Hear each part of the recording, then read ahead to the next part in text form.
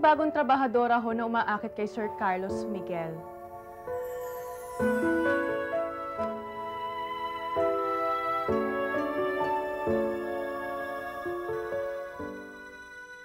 Anong kailangan kong gawin upang malaman mo ikaw ay minamahal ko? Kailangan ko'y katulad mo sa buhay kong ito, nag-iisa lang sa mundo. Dati nasaktan ako, takot nang magtiwala. Ayoko na sanang umibig pa. Ngunit ika'y ibang-iba sa lahat ng nakilala. Sana alam mo, ay ikaw. ito ang pinakamasayang araw sa buhay ko. Ako din, Carlos Miguel. Masayang-masaya ako. Talaga?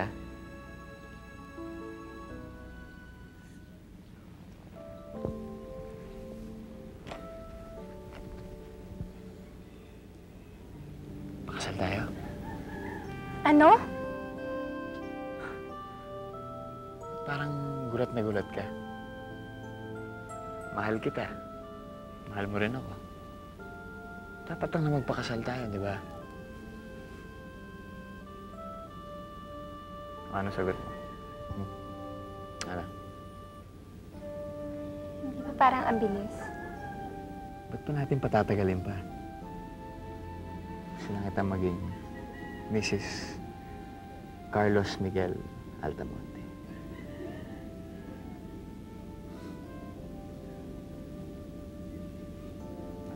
Ayan.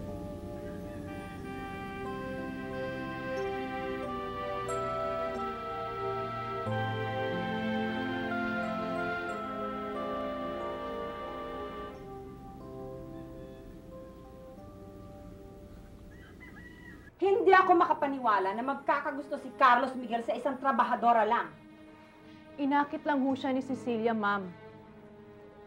Aba! Ambisyosang babae. Naku, sobra ho, ma'am. Sobra ho talaga. Nilandi ho niya si Sir Carlos Miguel. Pero tita, hindi ho totoo yan. At ano ang ibig mong sabihin? Na si Carlos Miguel ang nagkagusto sa kanya? Imposible! Hindi ko pinalaki sa karangyaan ng anak ko para magkagusto lang sa isang hampas lupa. Pero tita, si Carlos... Huwag mo nang ipagtanggol ng babae yun kung ayaw mong pati sa'yo, magalit ako. Ano? Jowa mo na si Carlos Miguel at saka niyaya ka na ng pakasal? Ang bilis naman yata. Yun nga rin yung sinabi ko, Esme. Sabi ko rin sa kanya, pag-isipan niya muna. At saka, gusto ko sabihin ko muna kay inay na boyfriend ko na si Carlos Miguel. Pero naku, Cecilia! Naku, pero matutuwa si Aling Mariana dahil ako ang bait-bait ni Carlos Miguel. Kakasal ka na. Kailangan maganda ako sa kasal mo, pero naku, ang yaman-yaman mo na.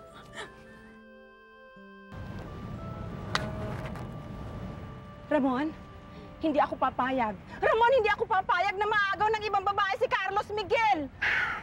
Victoria, this is hardly the place para pag-usapan ng mga bagay na yan. Hindi mo pa nakikita?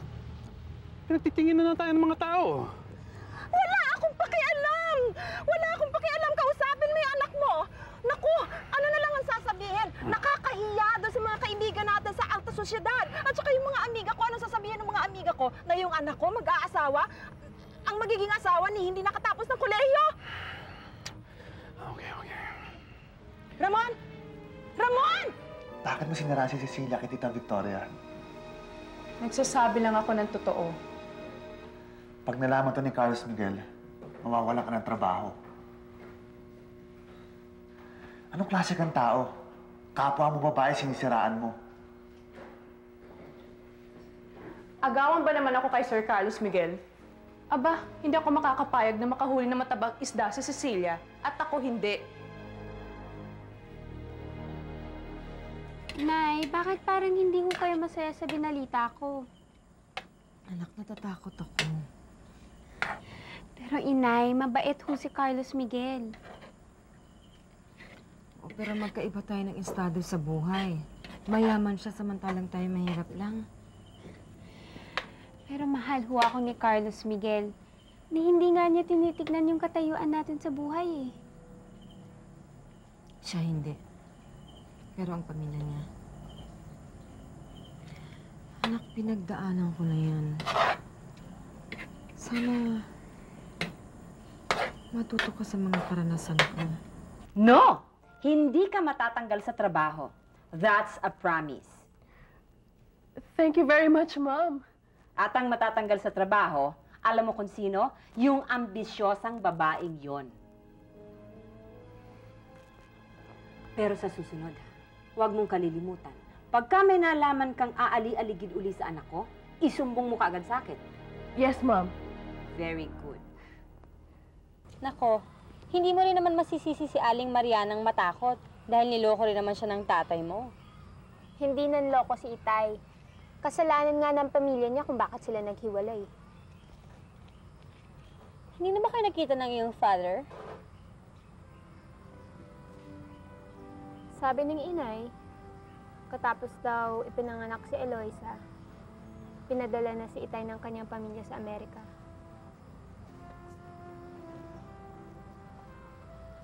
Eh, paano kung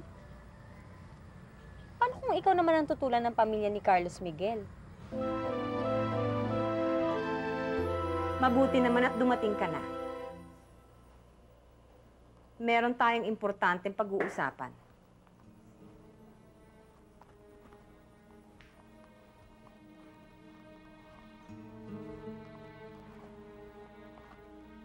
Gusto ko sana. Tungkol kay Cecilia, alam ko na ang lahat ng bagay tungkol sa ambisyosang babaeng yon. At pumutok man ang lahat ng bulkan dito sa Pilipinas, hindi ako papayag na mapunta ka sa kanya.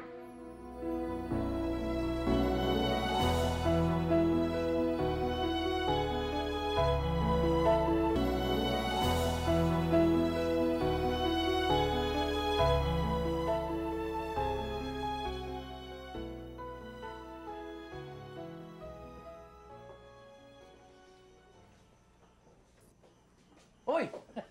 Sila! Totoo ba yung balita?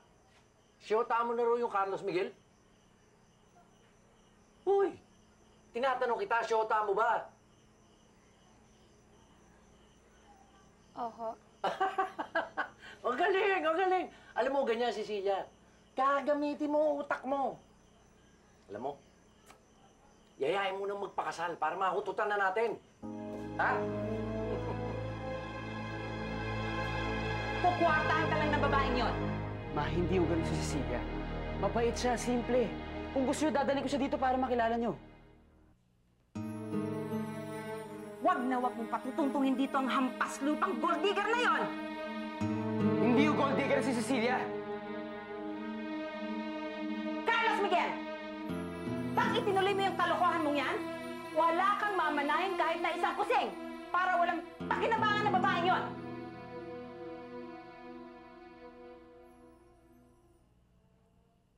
Wala akong pakialam sa pera nyo.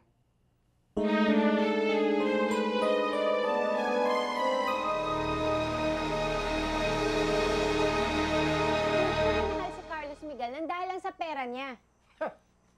Eh, tanga ka pala eh. Alam mo bang yan na nga ang susi para yumaman tayo?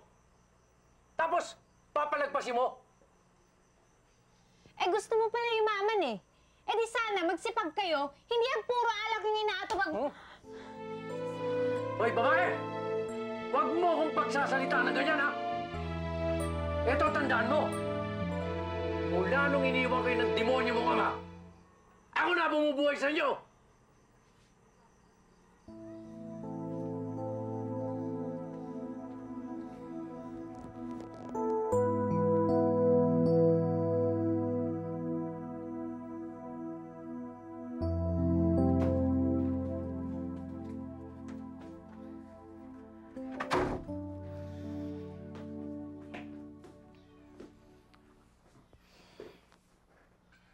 Paano si Olga?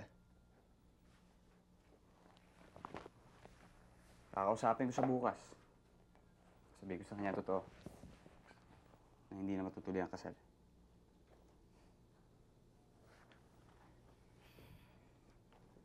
Alam mo, gusto kong makilala yung Cecilia na yan, Carlos Miguel.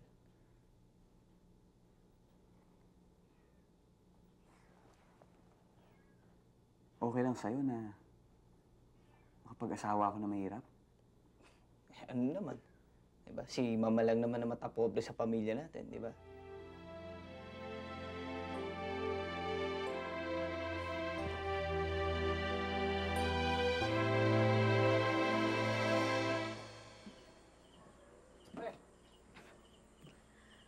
Alam mo, Tio Wancho, tama talaga kayo. Dapat gamitin ni Ate Cecilia si Carlos Miguel para naman maahon tayo sa hirap. Ewan ko. Tanga yung kapatid mo. Ay, nako, Diyos ko, kung sa akin lang nagkagusto yung lalaking yan, no? Ayain ko kagad magpakasal, tapos ititira tayo sa magandang bahay. Kapag tako nga eh. Ako tong nangangarap na magpakasal sa mayaman na mayaman. Tapos, ako tong nagpapaganda at nagpapakinis, sabay ang kapatid ko pang nagustuhan ng Carlos Miguel na yan.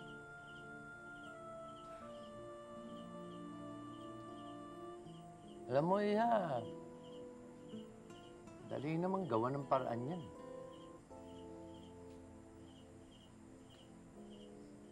Paano ho? Maganda ka naman.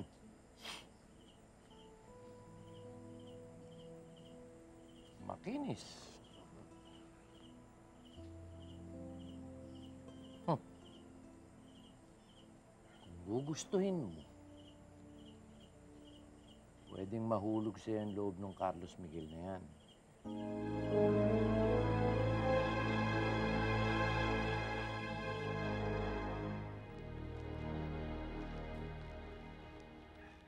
Carlos Miguel. Papa.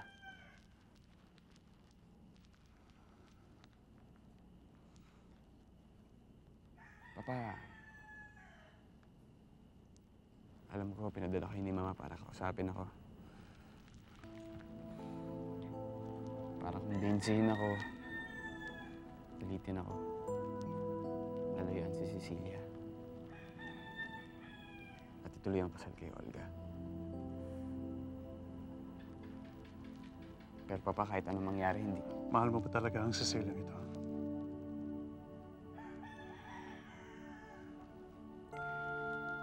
Kung talagang mahal mo siya, wag mo siyang pakawalan.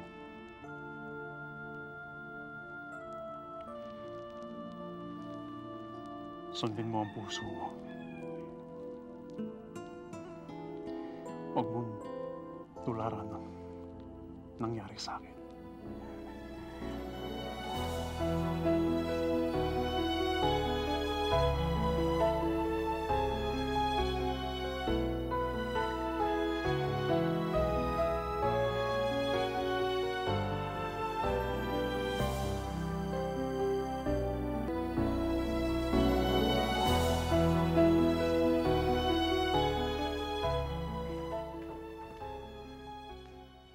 Carlos Miguel!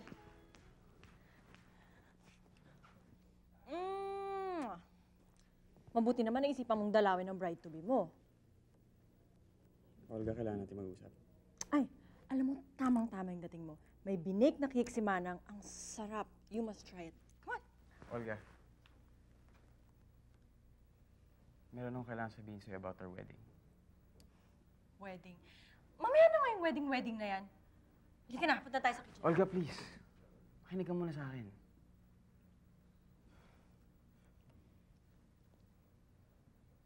Hindi matutuloy ang kasal natin.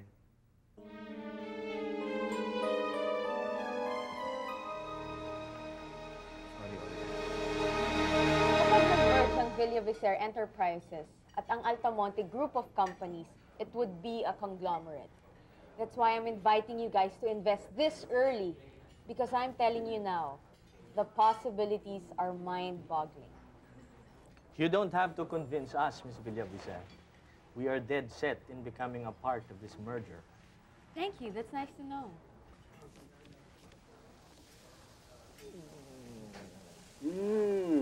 That looks good.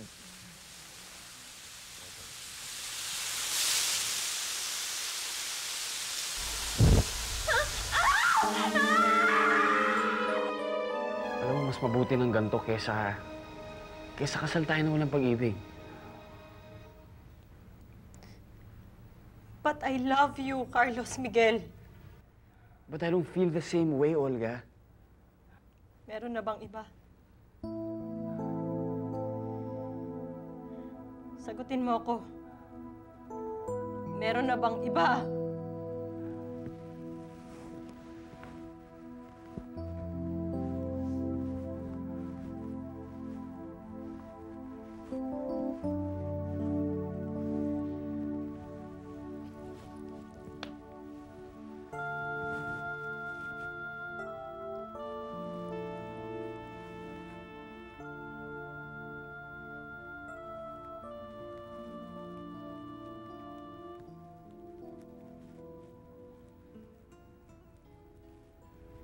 Sorry, Olga.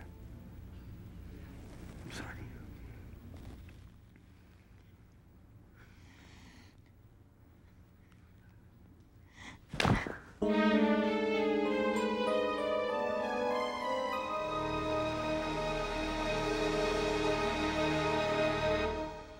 Miss Villavicencio, are you okay?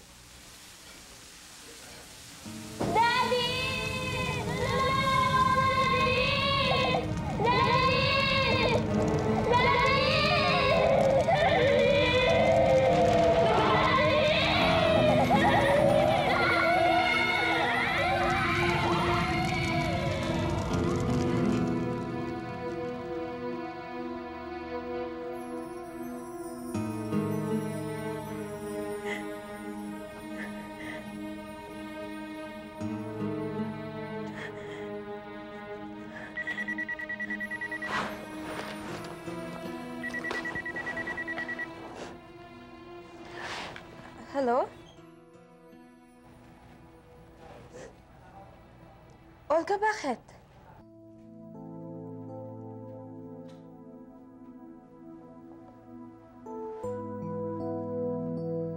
Olga? Ate. Bakit? Anong nangyari? Hindi na matutuloy ang kasal namin ni Carlos Miguel.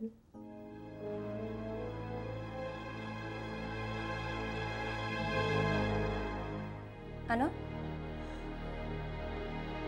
Bakit? May nakita na siyang ibang babae. Pinagpalit ako ni Carlos Miguel sa isang trabahadora nila sa factory nila, ate. Sinabi mo na ba kay Olga yung tungkol kay Cecilia? Ano sabi niya?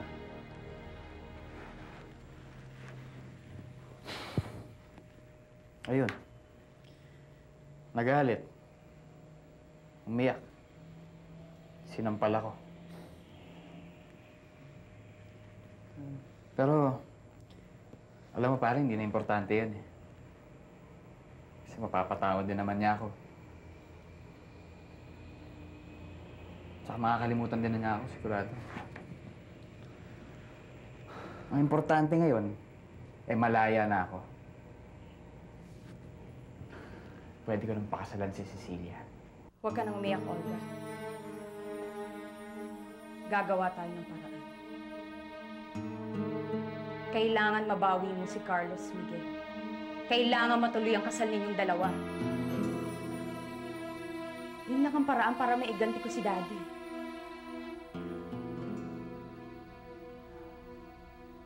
What do you mean? Bakit kailangan natin ipaghiganti si Daddy?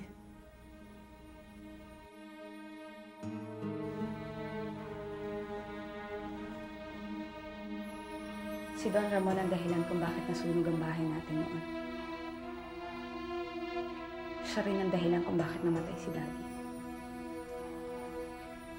Kaya hindi ako papayag na hindi matuloy ang kasal ninyo ni Carlos Miguel.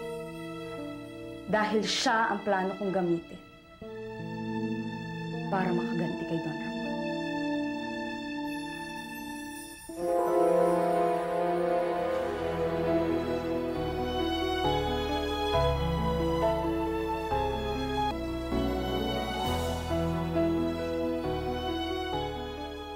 Esme, mamaya mauna ka na sa akin umuwi ah. Bakit? Kasi may date kami ni Carlos Miguel. Sabi niya, may sorpresa daw siya para sa akin. Talaga? Ano? Sorpresa nga, paano ko malalaman? Talaga. Ito sa akin, ha? Cecilia, meron may gustong kumausap sa'yo. Sa akin po? Sino? Ako!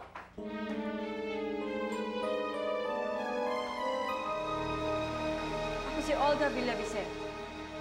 Ako ang girlfriend ni Carlos Miguel na nakatakda niyang pakasalan.